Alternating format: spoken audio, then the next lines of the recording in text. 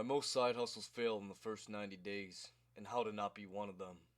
Let's get into it. Most side hustles are dead before they're 90 days old.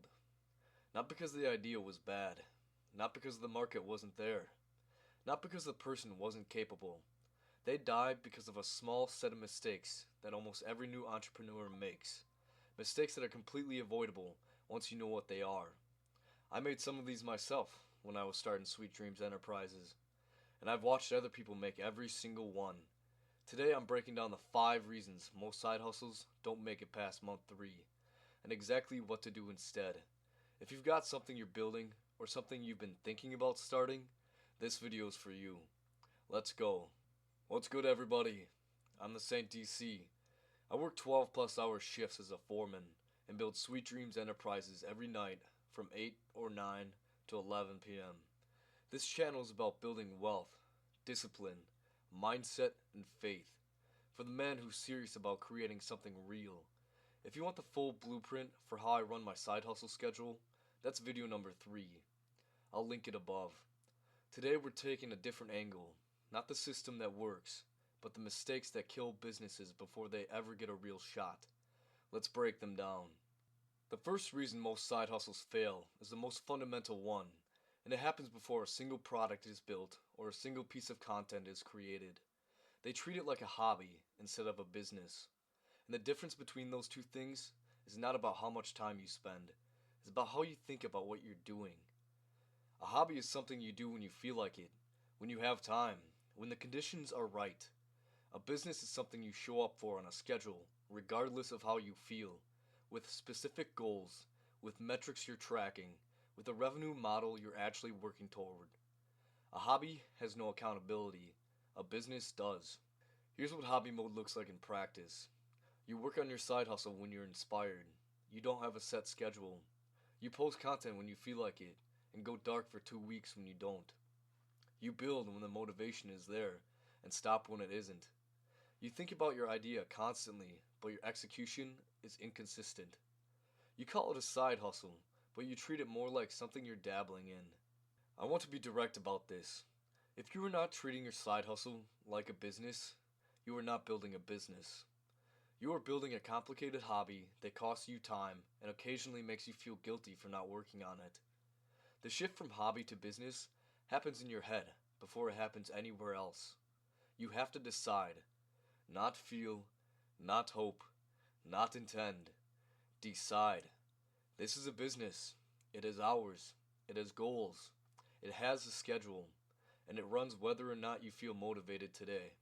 The second reason is one I see constantly, especially from smart, ambitious people. They have too many ideas, and they try to pursue all of them simultaneously. They're starting a YouTube channel, and a podcast, and an e-commerce store, and they're freelancing, and they're learning crypto. They're excited about all of it. None of it gets enough time or focus to gain traction. And 6 months later, they have 5 things at 10% instead of 1 thing at 100%. Here's the math on this. Building something online, a real audience, a real product, real income, takes consistent, concentrated effort over time. Every platform has a learning curve. Every business model has a skill gap you have to close. If you're splitting your already limited time across multiple ventures simultaneously, you're learning everything slowly and mastering nothing. You're guaranteeing that nothing gets the critical mass of attention it needs to actually work. When I started Sweet Dreams Enterprises, I made a deliberate decision to pick one vehicle and go all in. YouTube drives traffic. Shopify converts it. Carnage captures the recurring revenue. Everything feeds one system. I didn't start a podcast. I didn't launch a consulting business on the side. I didn't diversify into things that had nothing to do with the core model. One thing, built with everything I had. That's the only way to get traction in a limited number of hours per night. If you are currently spread across multiple half-built ideas, I want you to do something this week. Pick one, not the most exciting one, the one with the clearest path to income and the most alignment with what you're willing to do consistently. Then put everything else on a list labeled later. Not never, later. Your job right now is to make one thing work. Everything else is a distraction wearing the costume of an opportunity. Reason 3 is the one that disguises itself as professionalism. They wait until everything else is perfect before they launch. The website isn't ready. The branding isn't finalized. The product needs more polish. The content needs better equipment. They want to make sure that when they go public, everything looks exactly right. And so they never go public. Let me tell you what perfection actually is in the context of a side hustle. It's the most expensive form of procrastination that exists. Because while you're refining the logo, someone else with a worse logo is publishing content, building an audience, getting feedback from real customers, and improving based on what the market is actually telling them. They're getting smarter every week. You're still in your head. My first video is live right now. It is not my best work. My Shopify store when I launched it wasn't perfect either. My early content has things I do differently today. None of that matters, because those imperfect things exist, and they taught me the things that no amount of planning ever could. The market teaches you, but you have to be in the market to learn from it. Lower the bar for launch, not for effort. Ship the 80% version. Get real feedback. Improve in public. The gap between your first version and your best version only closes if you start the journey. The person waiting for perfect never starts the journey. They stay at zero, indefinitely, with a very polished idea and no results. This is the one that gets people the most. They start with genuine enthusiasm. They do the work. They put out content or list products or build the store. And then 30 days in, 60 days in, the results don't match the vision they had when they started. The views are low. The sales aren't coming. Nobody seems to care. And the gap between where they expected to be and where they actually are feels like the evidence that it's not working. So they quit, or they pivot, which is often quitting with a more optimistic label. They conclude that the idea wasn't right, or that the market wasn't there, or they're just not cut out for this, and they move on. Sometimes to another idea, they'll also abandon at day 60. Here's what I want you to understand about the first 90 days of building anything online. Almost nothing works in the first 90 days. Not because the model is broken, because you're unknown. You have no audience, no trust, no track record, no data on what resonates. You are in the investment phase of the business, putting in time and work whose return you won't see for months. The first 90 days are not a performance review. They're infrastructure. The people who build real things online are not the ones who saw results in month 1. They're the ones who kept building in months 1 through 6 when nothing was happening. Month 6 looks completely different from month 1, but only if you stayed in the game. The compounding effect of consistent effort doesn't show up on day 30. It shows up at month 6, month 12, month 18.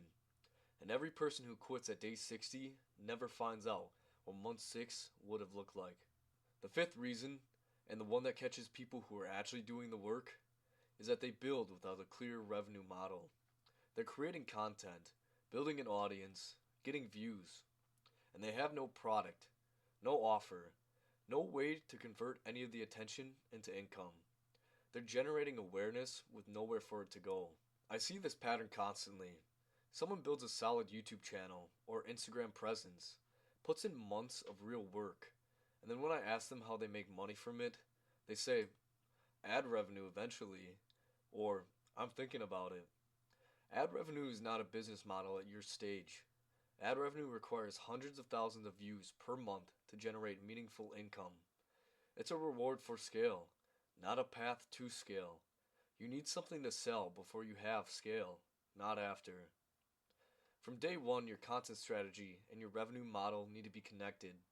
Every piece of content I produce points back to a product or a community. This video points back to the Sweet Dreams Enterprises store. Video number 6 pointed directly to the Eisenhower Matrix ebook. My content is marketing for the things I sell, not content I'm hoping will one day earn me ad dollars. That connection between what you create and what you sell has to exist from the beginning. Your revenue model doesn't need to be complex. It needs to exist. Digital product, service, community, affiliate partnership.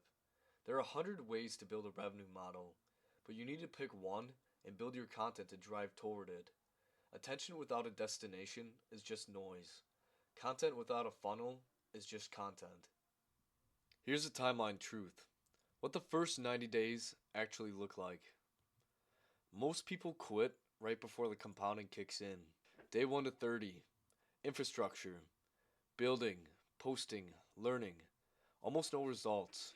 This is normal. Day 31 to 60. The dip. Enthusiasm fades. The gap between expectation and reality hits. Most quit here. Days 61 through 90. The test.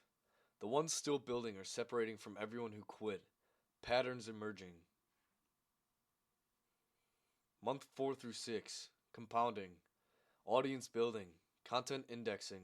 Trust forming. This is when things start. Months 6 through 12. The return. The investment from months 1 to 3 starts paying. Revenue, growth, and momentum. 5 reasons. Let me recap them fast. Number 1. Treating it like a hobby instead of a business. The mindset shift has to come first. Number 2. Trying to do everything at once instead of going all in on one vehicle. Number 3. Waiting for perfection instead of shipping the 80% version and improving in public. Number 4. Quitting when the first 90 days doesn't match the timeline they imagined. Those days are their infrastructure, not evidence of failure. Number 5. Building without a revenue model. Content without a funnel is just content. If you recognize yourself in any of those 5, good. That recognition is the first step. The second step is making one decision right now about which of these you're going to address this week. Not all 5, just one. The one that's the most true for you right now. If you're in the building phase and you want resources that accelerate that, the Sweet Dreams Enterprises store has digital products built around exactly what we talked about today. Productivity systems, priority frameworks, and the tools I use to run this business every night after a 12-hour shift. The link is in the description below. And if you want to be a part of a community of men building in the margins, check out Carnage, a Discord community, also linked below. Hit the like button if this gave you something real. Subscribe for new content every Thursday on business, productivity, mindset, and dating, and fitness. Drop a comment. Which of these 5 is the one you're most guilty of? I read every single comment. I'll see you next Thursday. Stay disciplined, stay faithful, and keep building. Peace.